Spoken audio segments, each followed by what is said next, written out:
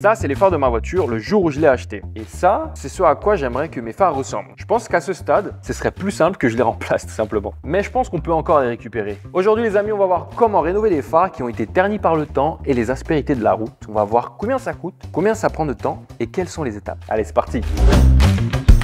Yo Intéressant, j'espère que vous allez bien. Aujourd'hui, on s'attaque au projet de la Mazda et aujourd'hui, on voit un peu d'esthétique. Pour remettre en contexte, c'est la voiture que j'ai achetée pour très peu cher et que je me suis donné pour mission de retaper et de rendre totalement clean, telle une voiture de showroom. Bon, avant d'atteindre l'étape du showroom, on va d'abord passer à l'étape 1 qui est donc de pouvoir voyager avec et donc d'avoir confiance en la fiabilité de la voiture. Et 2, c'est de pouvoir atteindre à nouveau la valeur qu'elle pourrait valoir sur le marché. Les premières vidéos des travaux sont disponibles sur YouTube pour ceux qui veulent rattraper. Comme vous le savez, ici au Canada, il neige 6 mois dans l'année. Qui dit neige, dit déneigement. Et dans le déneigement ici, il y a beaucoup de produits chimiques, dont du calcium, du magnésium, du sodium et aussi des gros cailloux. Autant vous dire que la rouille ne vient pas de nulle part ici sur les voitures. Et aussi, ce n'est vraiment pas bon pour les phares parce qu'à grande vitesse, ces petits débris vont venir poncer le phare, voilà, comme un papier de verre. Et bien sûr, en été, il fait extrêmement chaud. Autant vous dire que les rayons UV plus le ponçage, les phares n'aiment pas trop ça. Bien heureusement, il existe des solutions pour ça. Sinon, on ne serait pas là à faire la vidéo, les gars.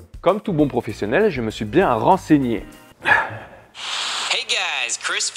Nous aujourd'hui, on opte pour un kit complet à 16 $ pour une restauration des phares. C'est un peu optimiste, je vous l'avoue, pour 16 $. Donc allez, on va voir ce que ça donne. Le produit qu'on a aujourd'hui vient de chez Turtle Wax. Apparemment, il y a tout ce qu'il faut à l'intérieur du package pour avoir un résultat comme neuf. Comme vous pouvez le voir, avant, après. Pas besoin d'outils supplémentaires, mais je vais quand même prendre des microfibres avec moi. Aujourd'hui, pour la rénovation de ce phare, on va donc passer par plusieurs étapes. D'abord, on va nettoyer le phare tout simplement parce qu'il y a des impuretés dessus. Puis on va protéger la carrosserie avec du scotch de masquage. Tout simplement, c'est du scotch en papier que tu mets pour faire de la peinture. Ensuite, on va passer sur l'étape du produit. C'est donc Turtle Wax que j'ai aujourd'hui, mais il n'y a aucune préférence sur la marque. C'est ce que j'ai trouvé au magasin. Dessus, c'est super bien indiqué, il y a le mode d'emploi, donc vous allez voir au fur et à mesure de la vidéo ce que je vais faire. Et normalement, avec tout ce qui est inscrit là-dessus et avec le processus, on devra retrouver un résultat comme ça. Ça, c'est le phare maintenant, totalement opaque, comme vous pouvez le voir. On va commencer par le nettoyer avec un chiffon, de l'eau et du savon.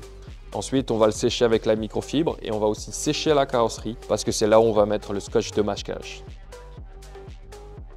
C'est très important de faire ça parce qu'on va utiliser des pâtes de ponçage, donc on ne veut vraiment pas poncer la peinture. On va commencer la rénovation avec le pad numéro 1 de ponçage. Vous allez voir, c'est super simple, ils sont tous numérotés. On va donc le lubrifier avec ce qui est livré à l'intérieur de la boîte. Et vraiment, n'hésitez pas à asperger généreusement, c'est très important que ça glisse bien. Je commence alors par des gestes circulaires et je vais faire une avance rapide sur la vidéo pour ne pas faire de coupure et que vous voyez l'évolution. Passons maintenant sur le pad numéro 2, c'est la même chose, vous allez voir. Donc, geste circulaire et vous allez voir aussi avec le pad numéro 3, pad numéro 4, etc. Au fur et à mesure, vous verrez l'évolution. Et à la fin, le petit coup de chiffon pour voir ce que ça donne. Pour l'instant, ce n'est pas encore le résultat final, mais on voit que ça a changé. On passe maintenant à la pâte clarifiante pour la lentille. Donc, on va utiliser un chiffon microfibre et on va tamponner puis faire des gestes circulaires. Cette pâte va permettre à la lentille de retrouver un peu plus de sa jeunesse en enlevant des impuretés. On se rapproche du résultat final, mais on n'y est pas encore. Maintenant, on va appliquer la couche d'après de base pour la lentille. C'est ce qui va permettre au vernis d'accrocher sur la lentille et donc tout simplement qu'elle ne se ternisse pas avec le temps. On voit que c'est déjà plus clair qu'au départ et ça, on aime ça. Maintenant, pour terminer, on va mettre donc le vernis. C'est la dernière étape un peu méticuleuse du tutoriel. Après ça, on va attendre 24 heures pour le séchage complet, mais sinon, on peut quand même rouler avec. Il est maintenant temps de voir ce qu'on a réussi à faire. Ça m'a l'air vraiment incroyable. C'est super beau. J'ai limite l'impression que c'est comme neuf. Je ne m'attendais pas à quelque chose comme ça. Puis quand on rallume les phares, le résultat est bien là. Et voilà enfin le résultat les amis, regardez, c'est vraiment tout neuf.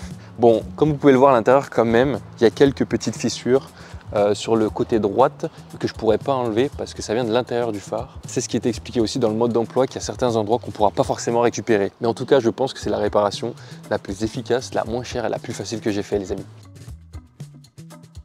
Et donc au final, ça m'a coûté seulement que 16 $ pour lui redonner son aspect d'origine. Et vraiment sans extrapoler les amis.